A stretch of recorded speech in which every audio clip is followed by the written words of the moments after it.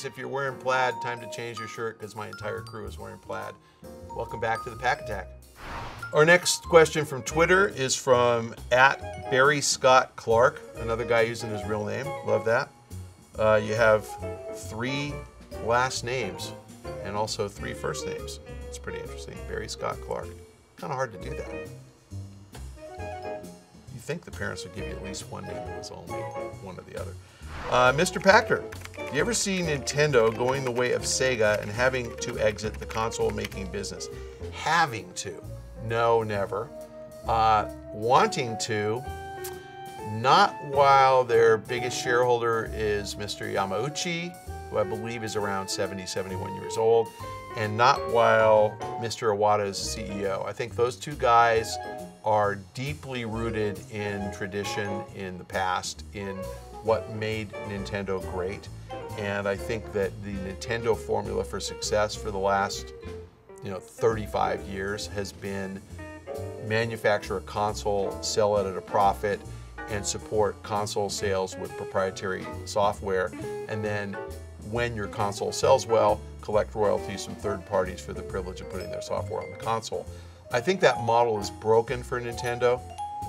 I think Nintendo is no longer able to compete the way they did in the past and sell their consoles at a big profit. I think that the Wii, when it first launched, they were probably making about $100 profit per unit. I think the DS, when it first launched, was probably generating about $50 a profit per unit. The 3DS, I think, is barely making a profit. The Wii U, I think, is barely making a profit. I'm talking $5 or $10 per unit. So Nintendo's hardware profits are so low that it really doesn't make sense for them to be in the hardware business, but I don't think they realize that yet. And that's a business decision. So this is a criticism of Mr. Iwata, not of Reggie. Reggie and the marketing team, they're great. They do what they can. You have to play with the cards that you are dealt. They're dealt the Wii U. They're going to do the best they can to market it, and they're the best they can get you excited about the software. So I love the US marketing guys. I think they're phenomenal, and I have no problem with any of those guys. I think Mr. Iwata is a pretty poor CEO. I think he's done a very poor job running the company. I have a neutral rating on Nintendo, but I have to say, only because their cash level supports their current share price. It's a bad company that doesn't make money. Your question, will they have to exit the console making business? The good news is Nintendo has something around $8 or $9 billion of cash on their balance sheet. When they lose money, they lose something like $1 billion. They're not, and frankly, I think next year their losses will be smaller. I think if they lose money, it'll be $100 million, $200 million. They can run for 50 more years and keep losing money, and they're not going to go out of business. So they aren't forced to do anything. Mr. Yamauchi owns something like 16% of the stock. He shouldn't be the controlling shareholder because he doesn't have 50%.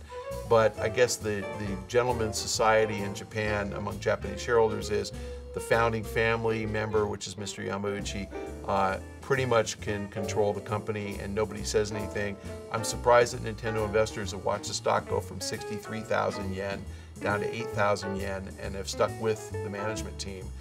The stock has dropped to cash value, so there's no value in investing in it. The only way anybody's going to make money going forward is if Nintendo suddenly starts making money, and they're not going to make money on hardware, not at these prices, and I don't think that they can raise price. I don't think that commodity component costs are coming down that fast, and they're facing competition from the next Xbox and the PS4. So I think the hardware business makes no sense for Nintendo. If Nintendo were to make its software multi-platform, it would sell more units of its software than it would sell if it's just on the Wii, and I'm sorry, the Wii U and the 3DS. If Nintendo's business is trying to make a profit, once they conclude they aren't going to make any money on hardware, of course they should exit the hardware business. And if they were to put their software on multi-platform, they would probably sell twice as much software. So I think Nintendo, if they were to follow the Sega route, would be immensely more profitable, but it's not in their DNA. Mr. Yamauchi is a member of the family that founded Nintendo. All of his wealth was built on Nintendo following this formula. I mentioned his age because us old guys have trouble changing. We have trouble adapting to the environment as it changes around us.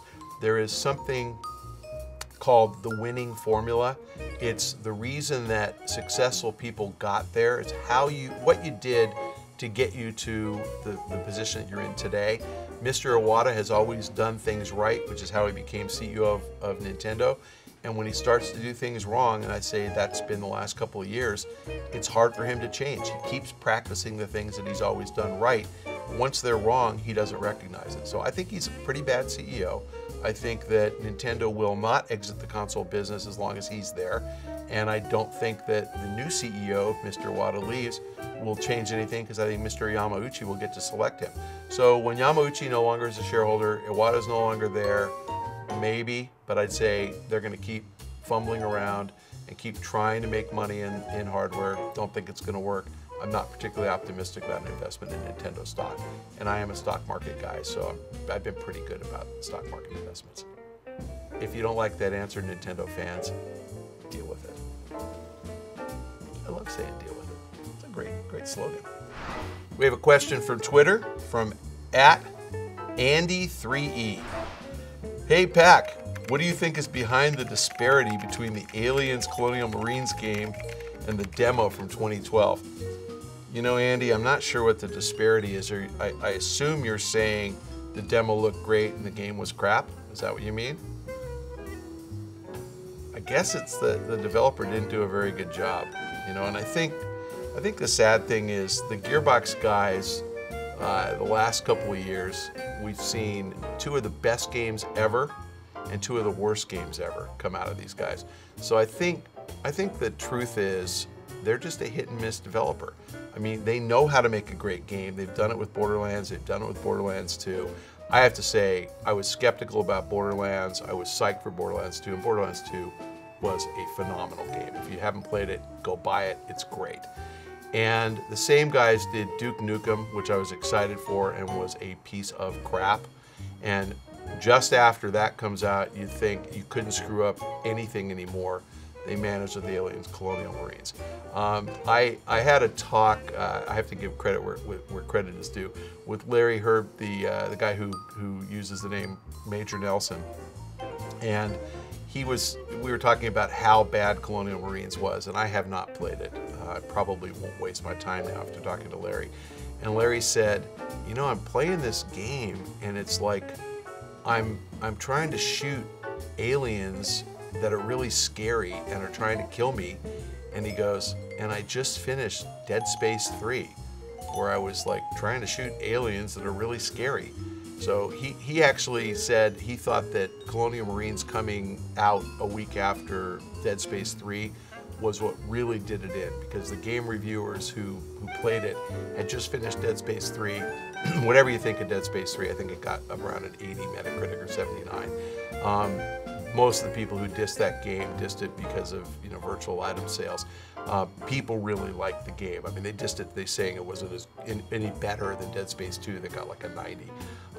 But the point is, the Dead Space series is really good, you know, horror shooter game. And here comes Alien Colonial Marines right on the tail of that. It's like releasing a gangster movie the week after a Godfather movie. You know, you're just not gonna look good in comparison. So I think that's more of the disappointment than anything. I can't tell you the demo. The demo just means you've got really good editors picking the best looking stuff out of the game and turning it into a trailer.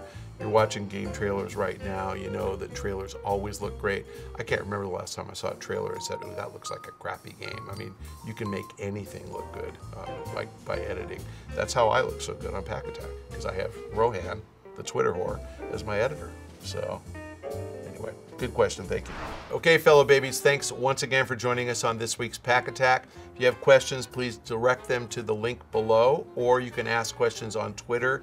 I am @Michael Pachter. If you'd like a direct message, follow me on Twitter. If you want a question answered on the show, send it to @Michael Pachter and copy @Rohan Likes Pants, because Rohan, my producer, picks all the questions for the show.